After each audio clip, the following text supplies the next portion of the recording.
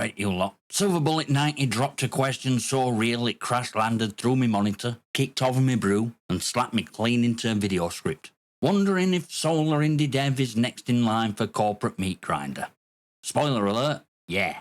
But it ain't just big boys strangling them, it's you lot too. So buckle up, because this one's not just about greed, it's about burnout, buyouts, and why next dev you guilt trip on Discord might just bin their game forever.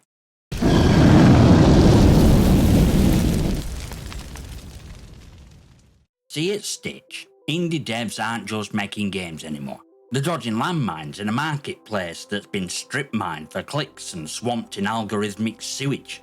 Steam used to feel like digging through treasure chests. Now it's rummaging through a skip behind a hentai convention. You boot up hoping for magic, and instead you get AI-generated trash, shovelware with tit sliders, and early access survival clones that look like they were coded by a Roomba with trust issues. And buried in all that, somewhere in middle of algorithmic landfill, is an actual dev trying to scream over at noise while being drowned in refund requests and 0-hour reviews. It's not just crowded, it's hostile. It's a bloody Warzone disguised as a storefront. Indie devs aren't launching games anymore. They're throwing their life's work into meat grinder and praying bonds spell out positive reception. And before they've even finished patching tutorial, they're being called lazy, greedy, or abandoned cause Karen from Reddit didn't get her post-launch raccoon companion win 2 weeks. And that's before big boys even show up. Cause AAA publishers, they've clocked that indie's sexy now. It's got credibility, passion, all that artsy wank that makes it look like they actually care. So they put on the little cosplay outfits, slap together a so-called small team passion project, and march it out with more marketing budget than an entire country's GDP. They hire real indies, chew 'em up and spit out a game that looks handmade but plays like it were lab-grown in a monetization facility. It's not just competition, it's mimicry, corporate camouflage with nostalgia shaders. And somehow Game Press eats it up like it's revolutionary. Look how fresh this feels, they say. Well, real fresh stuff is busy suffocating in a folder called Hidden Gems that nobody ever opens. And people wonder why new ideas don't break through. Because they don't get oxygen, they don't get headlines, they don't get clickbait thumbnails or 300k Twitch views with fake shop face and affiliate code. They get steamrolled by marketing departments with enough money to fake sincerity and enough polish to make you forget they released same game 11 times since 2012. But sure, problem's just lazy devs, right? And just when you think it couldn't get more tragic, in comes community, riding in like hero at story, ready to support indie devs. By doing what exactly?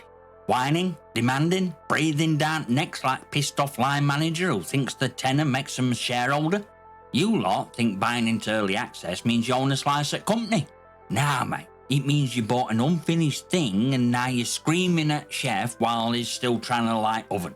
Take Schedule 1. Bet half you haven't even heard of it, which is already a problem. But dead behind it, he's being flayed alive cause he didn't update fast enough. Not cause he vanished, not cause he lied, just cause he dared to take time and not fry his brain pushing a patch that would melt your save file and crash your GPU so hard it boots into safe mode in line. And yet somehow that's betrayal now. You treat these poor bastards like they're supposed to run the passion projects like live service pipelines with a Red Bull drip and patch notes every 12 hours. 1 week we had to Discord post and it's dead game season. You got people leaving Steam reviews after 20 minutes of gameplay saying, no update yet, dev's probably bailed. Mate, he's probably debugging on toilet while crying into instant noodles.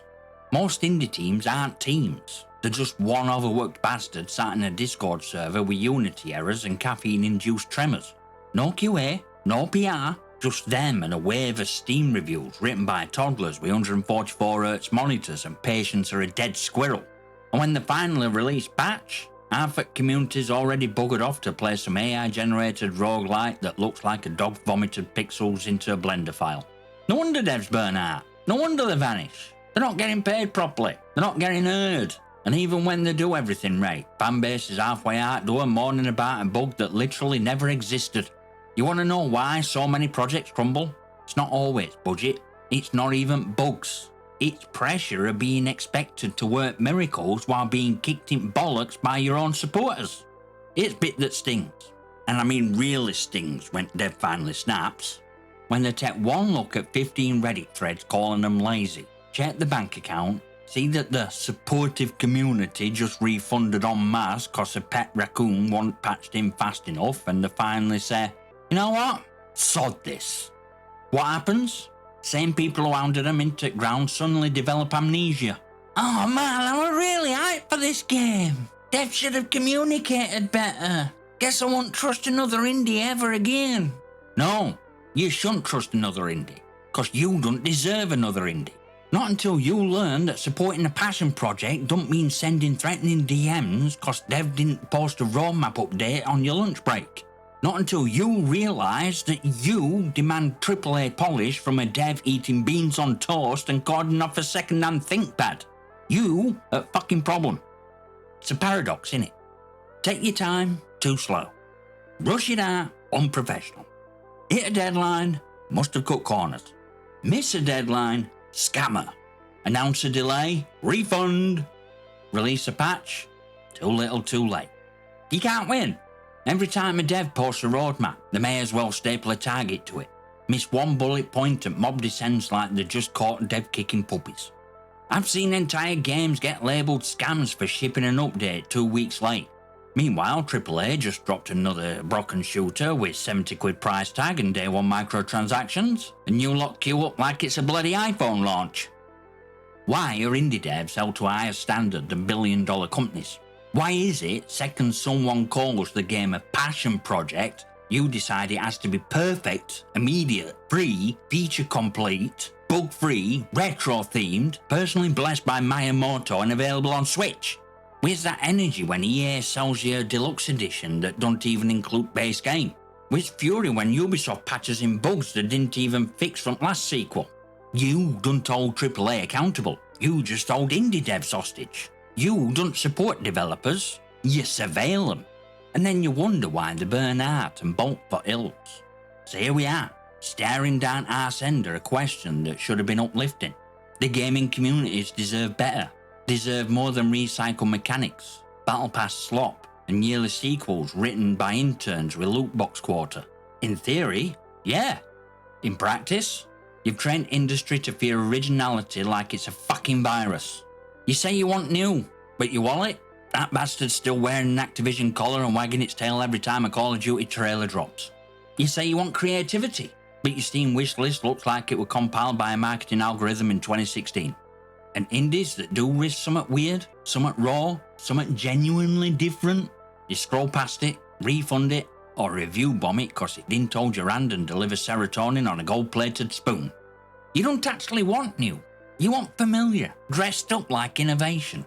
You want risk without discomfort. You want developers to take leaps of faith while you stand on sidelines, arms crossed, ready to scream refund second gravity kicks in.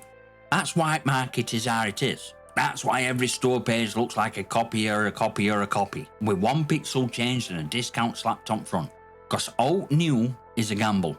And you've made damn sure house always wins by betting safe, buying safe, and whining when anyone dares colour outside corporate lines. Indie devs could fill that gap. There could be answer, but they can't survive long enough to try. Not when every creative spark has to pass through flaming gauntlet or algorithmic indifference, hostile reviews, and a fanbase that treats passion like a fiver spent on a takeaway that didn't arrive fast enough. You want better games? Then stop treating them like they owe you. Stop treating creators like they're your personal patch note vending machines. Stop chalking magic out to people actually trying to build something worth remembering.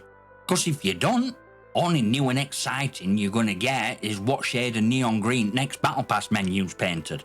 Here's ugly, gnarled, nicotine-stained truth to this old rotten mess. Indie devs at last honest voice left in gaming. Only one still bleeding into the code. Still trying to make something that matters without finance department breathing down the neck and a brand director rewriting the dialogue to include synergy metrics.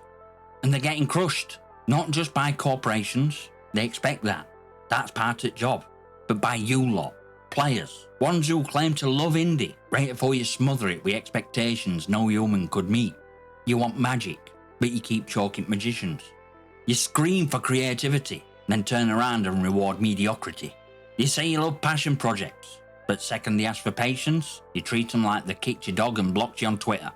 You follow devlogs like it's bloody Netflix series, And if next episode isn't on your schedule, you throw a tantrum and declare project abandoned. You don't support innovation, you starve it. And when it dies, you hold a candlelight vigil and pretend you weren't one lighting fucking match. So if you sat there thinking, wow, I didn't realise it was this bad, then good. Maybe it's time you asked yourself if you're part at crowd carrying pitchforks or one at few actually holding lantern. Cause games worth giving a damn about, weird ones, broken ones made in bedrooms at 3 AM by exhausted geniuses living off caffeine, grief and hope, they don't survive by accident. They survive cause someone, you, chose to wait, chose to believe, chose to give a shit, even when it wasn't convenient. Massive shout out to SilverBullet90 for a question that sparked this entire breakdown. You wanted to know if communities deserve better than AAA sludge? And the answer's yeah, but you better start acting like it. Join Discord, follow on X, consider a channel membership if you've still got emotional capacity to support something without instant gratification. Smash like, hit subscribe, drop your comments and complaints below, especially if you're going to whinge about me calling you out. And I'll see you next time, you magnificent